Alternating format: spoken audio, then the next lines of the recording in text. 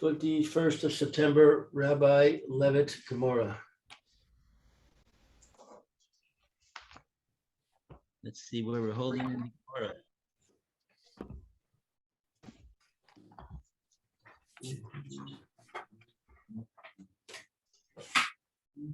Okay, we're at the top of Sadi Tes, 99.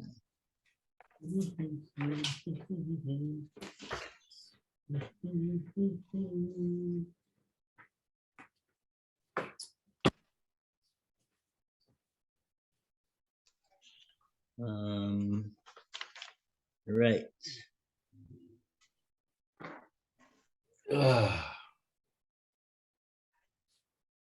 Oh yes, this we finished off yesterday with Lema Masayale. I know saying Semer Letzaba. Ikticho. Right. Okay, so let's do that again. Lema Masayale. I've just got to say this, okay? What's that? Just got to say that. You are going to see her anyway? Oh, okay. Okay.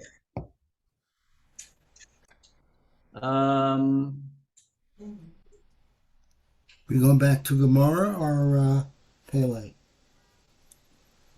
Gemora. We're doing Gemora now. Okay. So we are I just want to go from the Lema Messiah and go over that again, the proof that we have over here. Which is on the last few words of 98b, Lema Messiah.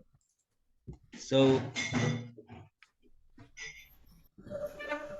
let's do this again. And that'll get us going in the thread of the Gemora. So, Lou, you want to read Lema Messiah? No. Okay. Finished getting dressed a little while ago. I had to turn the ceiling fan. I was a little chilly, but it's at 75. Not sure exactly where it is. Lema. This is the last line of 98b. Oh, that's why I can't find it. Okay. Last line of 98b. Lema Messiah lay. Let us say that this supports him. Let's see. Who supports who? Let's see. We had a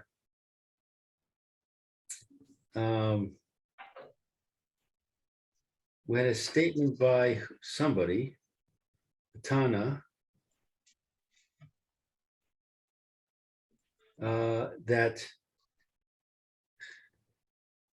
he's not liable for the wood, I think. Okay. Hanosein Temer Latzaba. He gives wool to a dyer. The hik dihu yora, and the vat burned it. Okay, so it was ruined. It was ruined by the vat that had the dye in it. Nosein lo deme tamro. He pays him the value of the wool.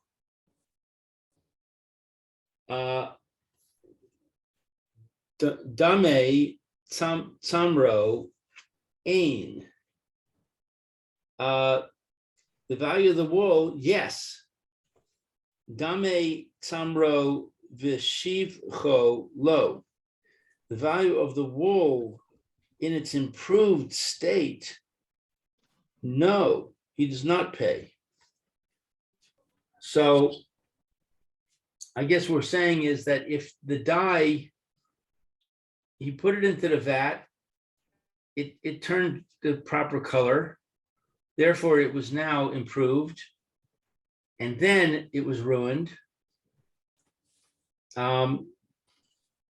He doesn't pay for the improved value. He doesn't pay for the improvement. He only pays for the raw material. Lav shehik dicho leachar nefila. Okay, is it not that the vat burned it after it took hold? Okay, like I just said. De'ika shivcha, that there was an improvement.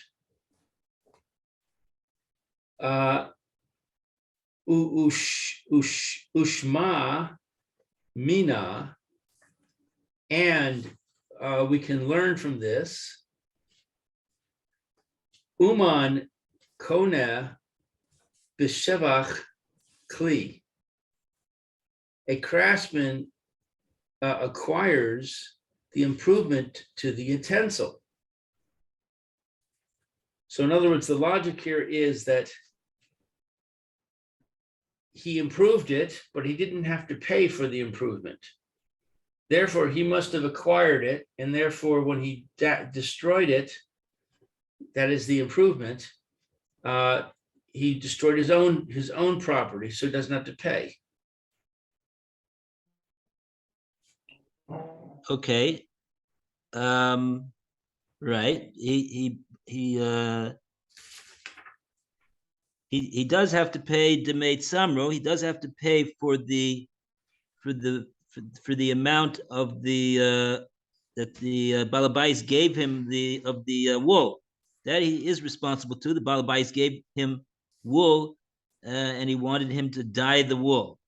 So he did dye the wool. He improved the wool, and so now it's an improved article. But then when he burnt the wool in the vat, so now it's worthless, can't be used for anything. So there's two components over here. There's the value of the wool itself, and then there's the improved value of the wool that the dyer did when he dyed the wool. When the dye was absorbed in the wool before it got burnt. So the Gemora is saying that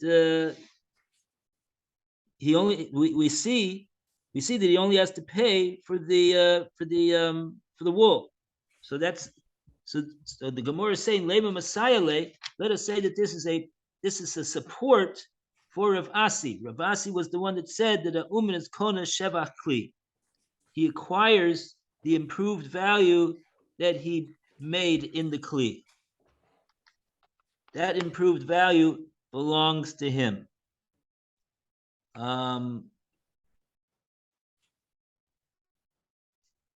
Okay, fine.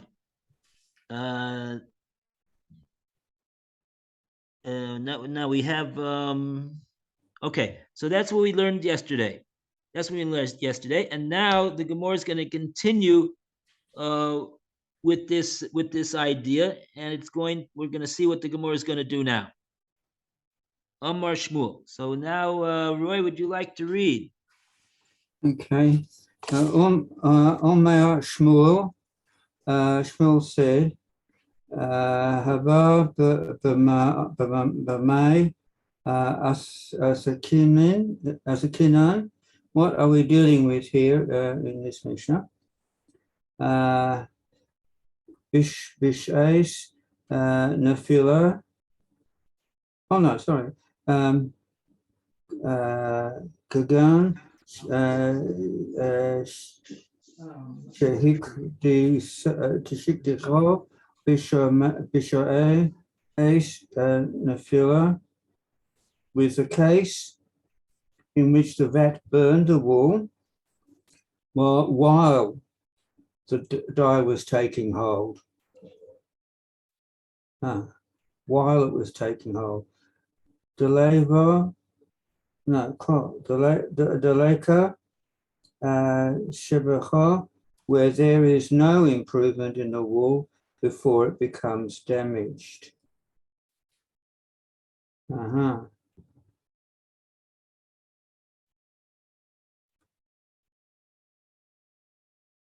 Rabbi, you're muted.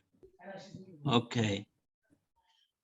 Okay, so so in other words, like always, when the Gemora says "my love," let's say we have a support for Rav Asi. Along comes the Gemora to put down the proof, put down the take away the proof. Shmuel is saying, no, there is no proof. There is no proof from this Mishnah. It's a Mishnah? Yeah, it's a Mishnah. There is no proof for this Mishnah. Why? Because we don't need to, because we could say that the Mishnah is talking in a case where they happened simultaneously. Just at the time that the dye was being absorbed in the wool, it had not yet achieved its shevach, its improved value. That's when the thing got burned. That's when the vat burned the wool. So it never got to a point where it was properly absorbed, the dye in the wool, and that therefore would be more valuable like that. It already was burnt at that time. So there was never any actual improvement in the value of the wool before it got destroyed. Does it make any difference that to the customer that in either case that the wool was burnt after it was dyed or burnt before it was dyed? Does it make a difference to the customer in terms of what? Recompense.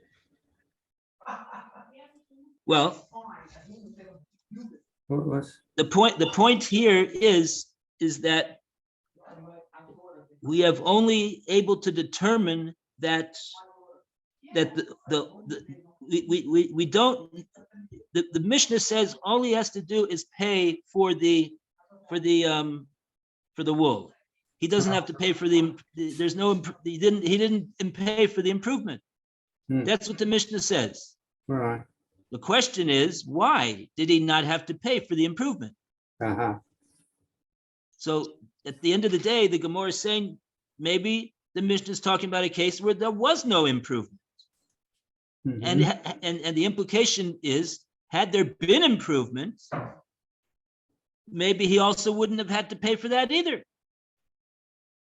Or maybe he would, maybe he wouldn't, but at the end of the day, we don't have any proof that the Mishnah is telling us in such a case what the din would be. So we don't have a proof in favor of Rav Asi. That's the point.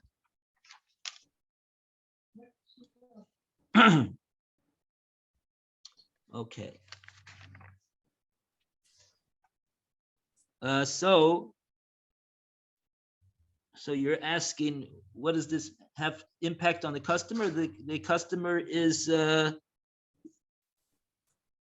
we don't know what the case would be if we don't know what the din would be if it was if he burned it after it already improved its value. Maybe he would. Maybe the dyer would have to pay him. Maybe the dyer would not have to pay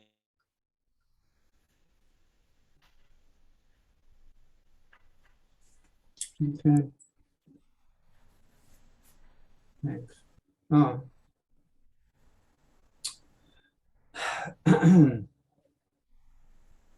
We don't have a proof from this Mishnah. Okay, so now, let's go further in the Gemora. Aval hekdicho la'achan nefila. Phil, are you there? He's muted. If you are there, Phil, you're muted. He's muted, no picture. No, he's not there. Okay. Okay, so we go to Alan Okay. to continue the reading of the Gemara. Aval hikticho le'achad nefila.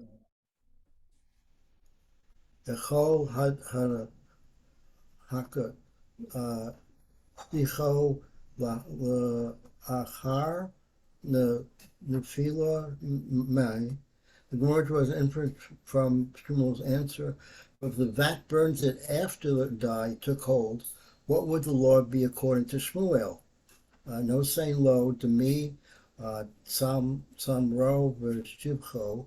According to Shmuel's answer, it emerges that he pays him the value of his wool and its improvement.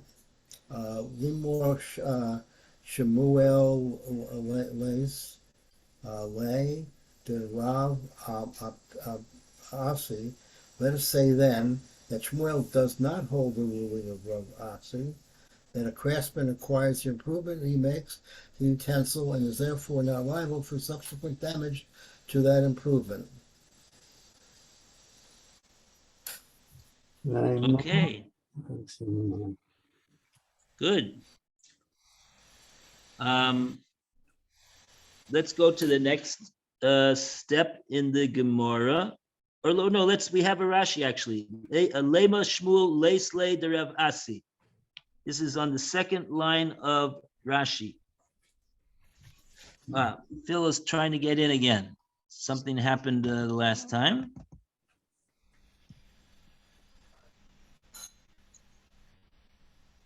Okay, we admitted Phil. We hope he's coming in now.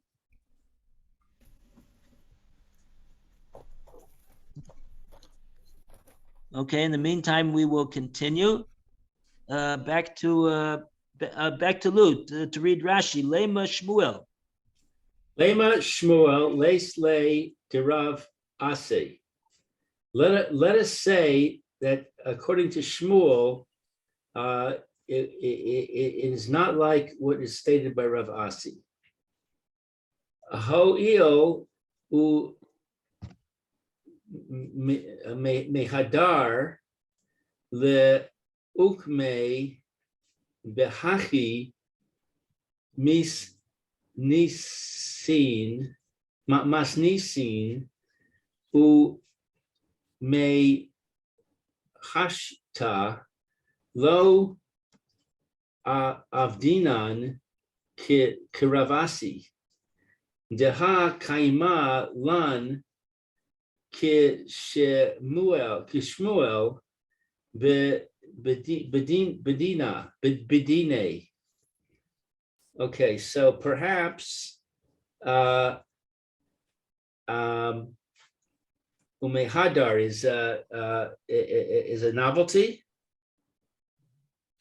No, that would be a chiddush is a novelty, but hoil umehadar leukme. Since hoil means since. Now, what do we try? What's bothering Rashi? Because the Gemora made a statement. Let's say that Shmuel argues on Rav Asi. Now, Right. Rashi is saying, where did the Gemora get that from? Where did the Gemora get to think that Shmuel is arguing with Rav Asi? All Shmuel said was that maybe the Mishnah is talking about the burning took place before there was any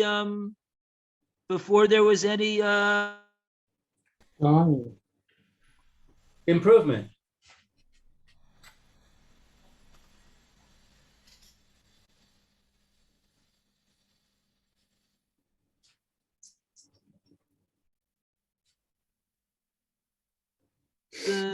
the way that the Gemara wanted to originally suggest. That's all Shmuel said. Where did the Gemara think to say that, oh, Shmuel argues with Rav Asi? All he said was that you don't see a raya from the Mishnah that there's a support to Rav Asi. This is what's bothering Rashi. So therefore, Rashi is saying, no, the Gemora does see something that would indicate that Shmuel, in fact, does argue with Ravasi. He's not just saying that we can infer from his words that you don't have a proof from this Mishnah that he argues on Ravasi. And so, okay, so that's what Rashi is saying over here. Hoyel u'mahader, since he was mahader, he went back over the interpretation of the Mishnah. Lu'ukme, to establish it, bahachi masnisen, to establish the Mishnah in this way, that like Shmuel said, what is the Mishnah talking about? Kigon, for example, it's talking about the following thing: shekdicho b'shas tefillah. That the Mishnah is talking about a case where it was burnt at the time that it was starting to absorb the dye.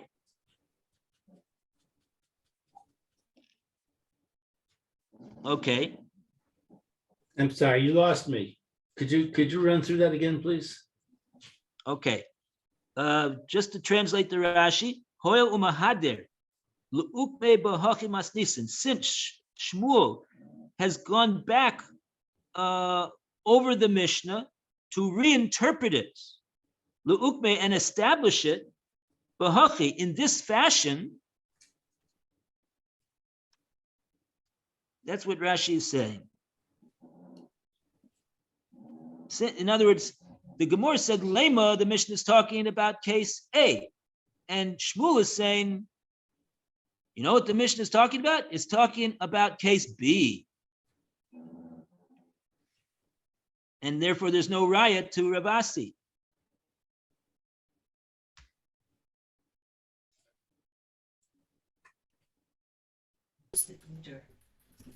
Okay, that's clear. Okay, and now, since Shmuel went about reinterpreting what the case of the Mishnah is really talking about, not like the Gemora wanted to originally suggest, therefore Rashi concludes his comment, umihashta.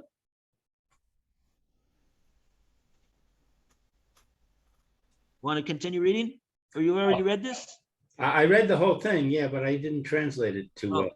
Okay, umahashta, and from now that Shmuel has reinterpreted that the Mishnah is in fact talking about the case that where there was no improvement before it got ruined, lo yavdidin karavasi. Now we don't go like Ravasi. From the fact that now Rashi is pointing out, based upon this, that Shmuel is saying what he's saying over here, and he doesn't hold like Ravasi, so that means that we're not going to go like Ravasi. The Hosh Kaimalon Kishmuel Bedini, because the Gemora holds Kaimalon. It's established to the Gemora. This established principle in the rules of paskening the halacha, that the halacha follows Shmuel in all matters of dini. Dini refers to dine mamonos, matters of monetary affairs.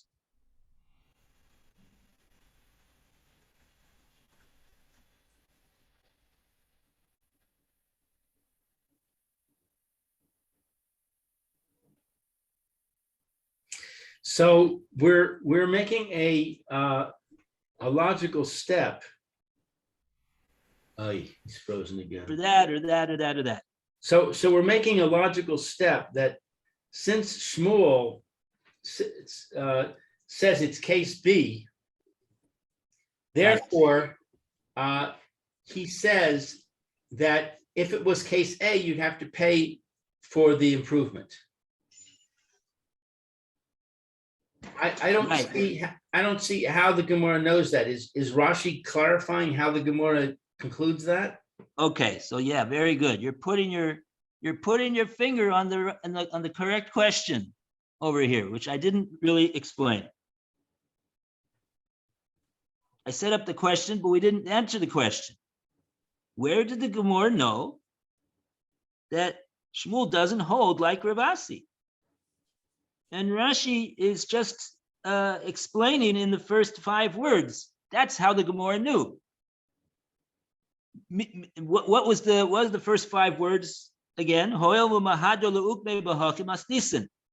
Since Shmuel went back to reinterpret the Mishnah that it's talking about case B, and he wasn't willing to say that the Mishnah is talking about case A, says Rashi, that's where the Gemara sees that Shmuel argues with Ravasi. Because had it been that he agrees with Ravasi, he would have said, yeah, that's what the Mishnah is talking about. Just like the suggestion that the Gemara says, right? Yeah, that's what the Mishnah is talking about. Since Shmuel said no, the Mishnah is talking about case B. Why did Shmuel say that? Why did Shmuel have to say that the Mishnah is talking about case B, and he wasn't willing to say that the Mishnah is talking about case A? Because he doesn't agree that the Mishnah is talking about case A. Because if you say the Mishnah is talking about case A, and it clearly states in the Mishnah that he's only paying for the value of the wool, that indicates that the halacha is that the uman is kona b'shvach kli. Right. Okay. Oh, I'm sorry for Phil. He's having even more trouble than I was having today. At least I was able to get in today, right? Right.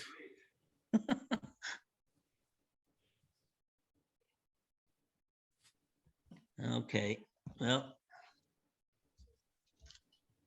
Okay, we got 10 more minutes.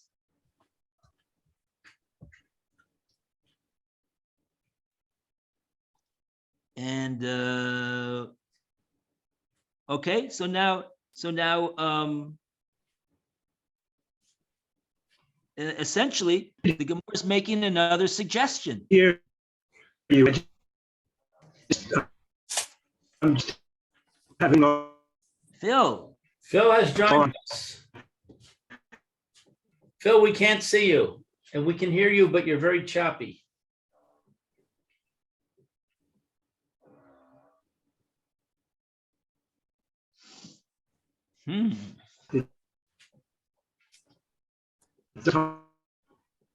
time's not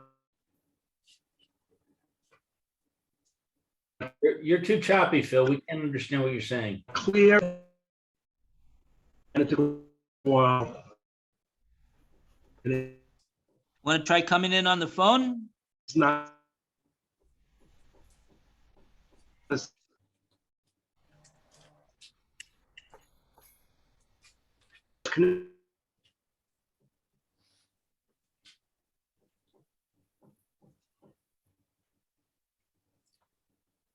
Okay. Oh, there he is. Welcome, Phil. Good to see you. Wow, a round of applause for the perseverance of Phil. Hooray for Phil. Wow. Okay, good. All right, so now we are in the, we're going to go to the next step of the Gemara. Amar Lach Shmuel. Once again, the Gemara is going to now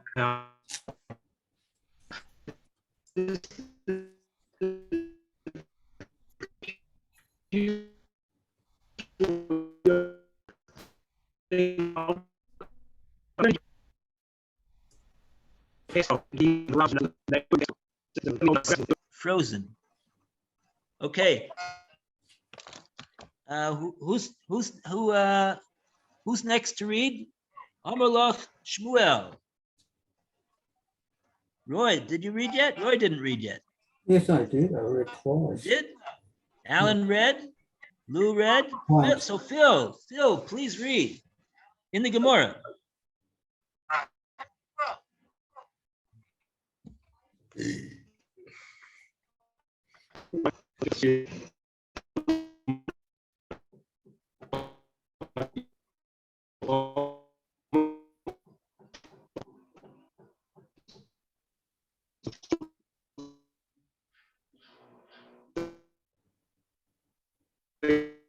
Did anybody hear that? No, I don't think he can communicate with us. I hear just little peeps. Like a half of a word here and there. Oy. Who is it? It's What do we? A9A1, the last part, right? Gemora presents a challenge. Uh, No, now we're up to Amar Lach Shmuel. The Gemora is now going to reject the lema that it just got through saying that Shmuel argues with Rav Asi.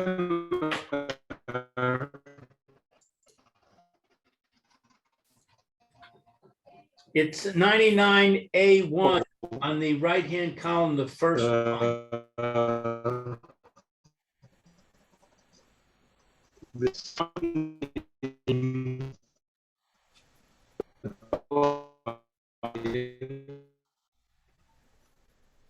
I don't think Phil realizes that we can't hear him. What should we do here? Mute him. Mute. Sorry, Phil. No. Okay. Lou, you want to continue the reading? Amar Lach Shmuel. Phil just unmuted himself. That's what we said. Phil perseveres. Amar Lach Shmuel. Shmuel would say to you, Hacha demai askinin. What are we dealing with here? Kagon, but the tzemer, v'sa manim nin, deval habayis. We're dealing with a case of, for example, in which the wool and the dye belong to the homeowner. The wool and the dye belong to the homeowner. Vitzaba, eged,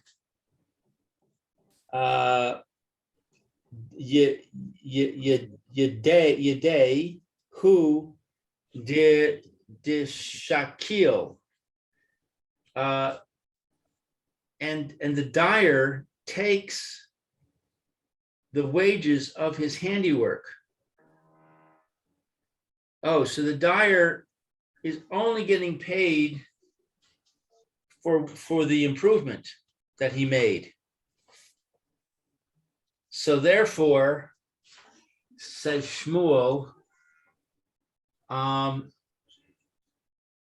he would, what is Shmuel saying? Let's see, what's the significance? If the dyer is only being paid for his handiwork, and he ruins the wool, I'm not sure what the point is Shmuel is making here. Okay, that's a good. Yeah, it's we need Rashi, and look over here. We got a big Rashi over here that's going to explain this whole section that the Gemara's. Amar lecha. He said to you, that is Shmuel now would answer, Ha masnisin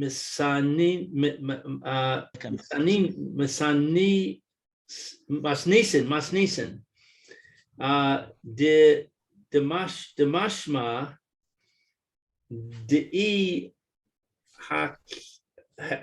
hakdiach le'achar nefila.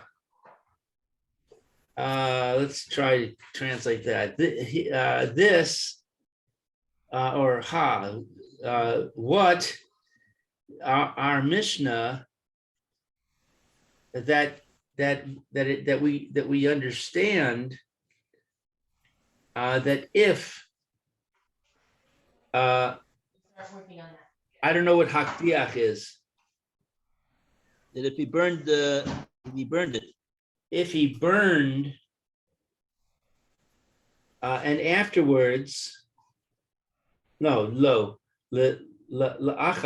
afterwards it fell. Yahiv le nami dami shibechi shvachi.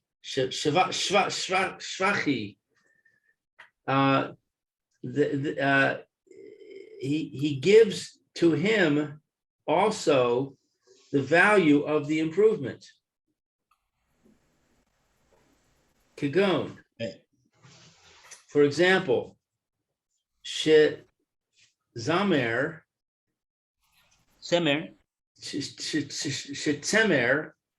that the wool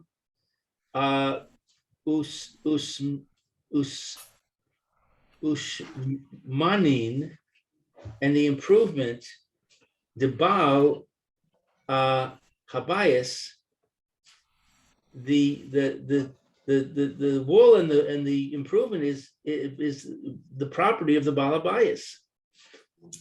Daha leka lememar uman kona bishvach. That here we don't say that the uman, the craftsman, acquires the improvement, the improvement of the vessel, that being the wool in this case.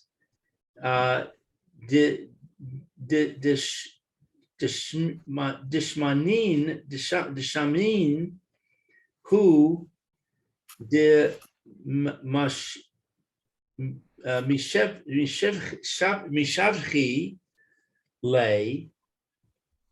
What is this word? Dishminan? the shabche is from the word shevach, to improve the value of the wool. That the improvement that he improved it, and what is this word, tzava? And the dyer, the tzaba, And the dyer,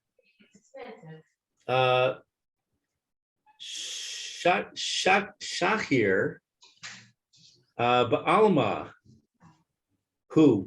What is shachir? sachir. He's a hired one. He's a hired worker. You're Just paying him a hourly wage or a daily wage. right.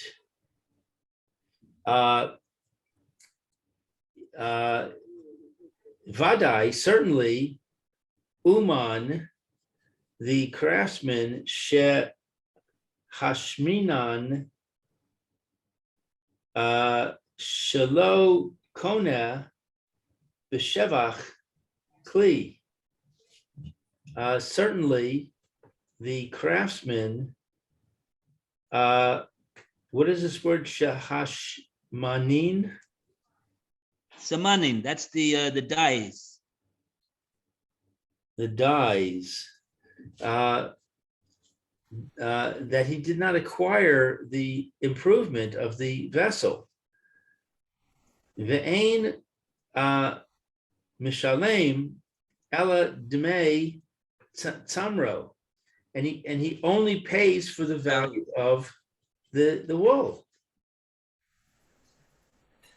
So I lost a little bit of the flow of it in the last three sentences.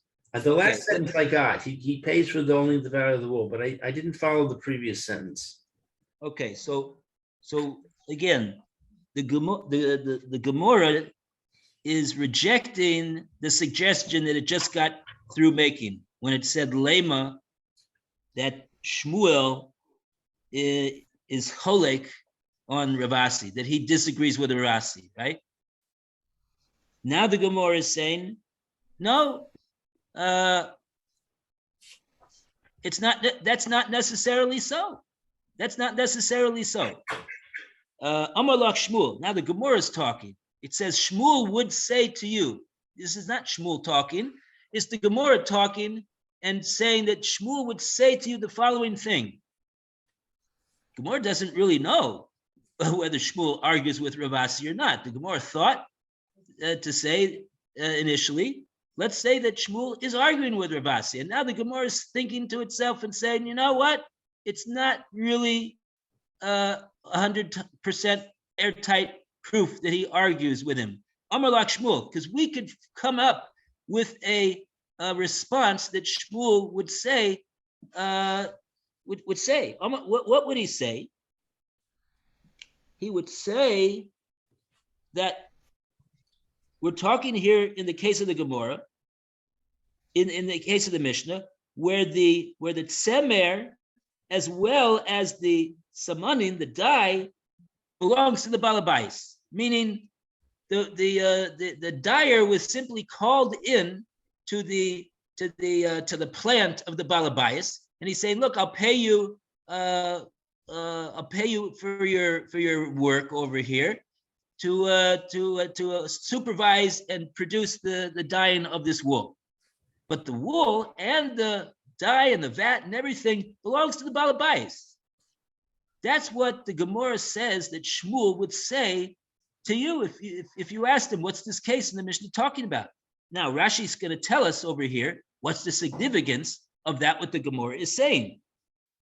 Bottom line is, like the Gemara says, in this case, if that's in fact what the Mishnah is talking about, so then, well, the Gemara doesn't say. That's what we wanted to know. That was Lou's question. So therefore, what? Why is that significant that that's the case, as opposed to the case that we thought before, where we thought before that the dyer had his own vat and his own dye, and the balabais was coming to the dyer and say, here, I have wool, and I would like you to dye this wool for me in your vat with your sum of money. And now Shmuel is saying, the Gemara is saying, no, Shmuel could say, no, that wasn't the case that the Mishnah was talking about. Now let's take a look at Rashi. What is the significance of saying it's talking about this case as opposed to that case? Do we have any time? No, we have no time. Okay. Once again, we're interrupted right in the middle. Okay, well, better to be interrupted by the time than by the internet. Yeah. How's it going? Have you been able to call the ISP? They told us to call. They told us that the problem is with in other words, our internet provider told us that it's not our problem. The problem is that your Bezik. They claim that the problem is Bezik, and you have to take it up with Bezik. Right, Bezik is the ISP. You talk to your filter provider. Yeah. So the filter provider said it's not a problem with the filter; it's the problem with the internet connection. Yeah. So now you got to talk to the people who make the internet connection for you, and find out from them if they can fix it.